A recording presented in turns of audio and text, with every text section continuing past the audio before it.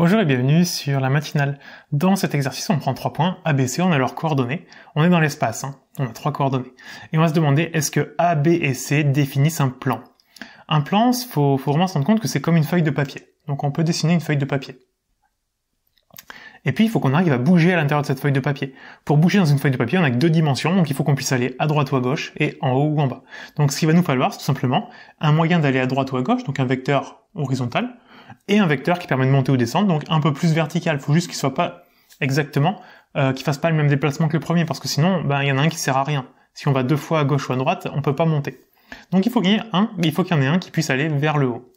Autrement dit, il faut qu'avec nos 3 points, donc par exemple A, B et C, ce qu'on va faire, c'est qu'on va créer 2 vecteurs, vecteur AB, vecteur AC, et on va regarder est-ce qu'ils sont pas collinéaires. Si jamais ils sont pas collinéaires, ça veut dire qu'ils font pas le même déplacement, donc ils nous permettent de bouger dans le plan. Et donc ABC est un plan. Donc on va calculer le vecteur AB, qui va valoir, on va voir. Donc AB, toujours les coordonnées du deuxième, moins celles du premier. Donc B moins A, ça fait 1 moins 1, donc 0. Après on a 1 moins 3, moins 2. Et 8 moins 2, 6. On va faire le vecteur AC. AC, ça fait 2 moins 1, donc 1. 3 moins 3, 0. Et moins 4 moins 2, moins 6.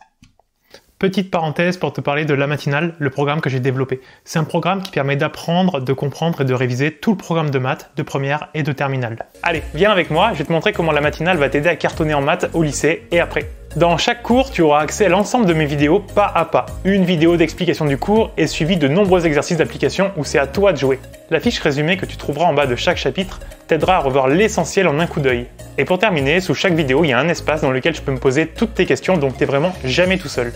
Pour bénéficier de La Matinale, tu peux t'abonner soit sur un mois, soit sur un an. Et pour cette vidéo, je t'offre 10% de réduction grâce au code YouTube10.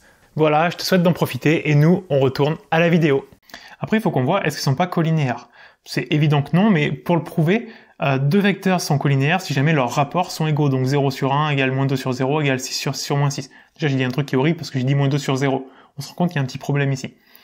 Il suffit qu'il y ait 2 rapports qui soient pas égaux pour qu'ils soient pas collinéaires. Ici, il faut faire attention à pas diviser par le 0, donc on peut prendre par exemple 0 sur 1, qui est clairement différent de 6 sur moins 6. Donc le premier sur le premier et le troisième sur le troisième. Ce qui veut dire qu'ils sont pas collinéaires. Donc, les 3 points définissent un plan. Et une fois qu'on a notre plan, ça nous permet en fait de donner des coordonnées à l'intérieur. Je vous montre juste le parallèle. Très souvent, on a le repère classique ici. On prend I et J. IJ, il faut mettre l'origine aussi pour dire d'où on part, mais OIJ, c'est un plan, tout simplement parce que I permet de se déplacer horizontalement, J verticalement. Si je prends un point ici qui a pour coordonnées 3, 4 par exemple, ça veut dire que j'ai utilisé 3 fois le vecteur I et 4 fois le vecteur J. Donc les coordonnées, c'est les quantités de fois qu'on va utiliser chacun des 2 vecteurs.